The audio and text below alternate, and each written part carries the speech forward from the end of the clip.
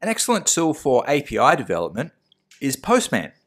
It makes it really easy to smoke test your API endpoints, saving you from having to use curl in the console or using the browser like we did in the last video.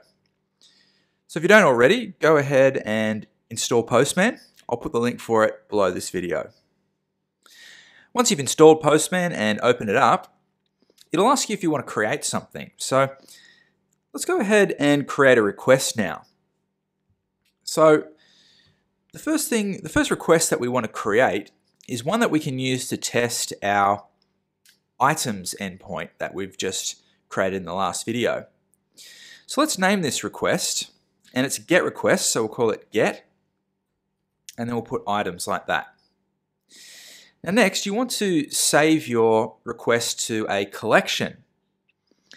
And the reason that you want to do that is that we're going to be making lots of different requests throughout the duration of the course, and we want to save them all together in one place. So probably you want to call your collection print bay. I've already created one called print bay, so I'm just going to go create collection here, and I'll create another one, print bay 2. Click OK. And once you've created your collection, you can go ahead and save to that collection like that. At the top here, in the main window, we now see a URL bar. And let's put in the URL that we want to test. And obviously that's going to be the URL of our server, localhost 8070.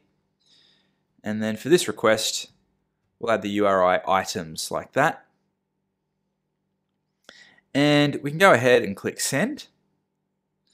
And assuming your server is running, you should see the "It works" message down in the body here. Okay, with that done, let's go ahead and save that. And now, every time we come back to Postman, we can easily test that endpoint by loading this back up and clicking send. Another cool thing that you can do with Postman is to use environment variables in your requests. So, since all our requests have the same domain, just a different URI, it would make sense if we made the domain a variable. It'll make it easier for us to create more requests. So let's update this URL. Oh, sorry, I should say let's replace the URL with a variable. And to use a variable, you just use the mustache syntax, just like in View Templates. And so this one will be called URL, and I'll put it in there like that. Now, if I was to try and send that, you'll find that it won't work because we haven't actually set a value for this variable just yet. So to do that, we're first going to create a new environment. So to create an environment, you come up here to this gear icon, Manage Environments, and you can go Add. Now, typically you want to name it something like, I'm going to name this one My MacBook, because that is obviously the environment that I'm running these requests from.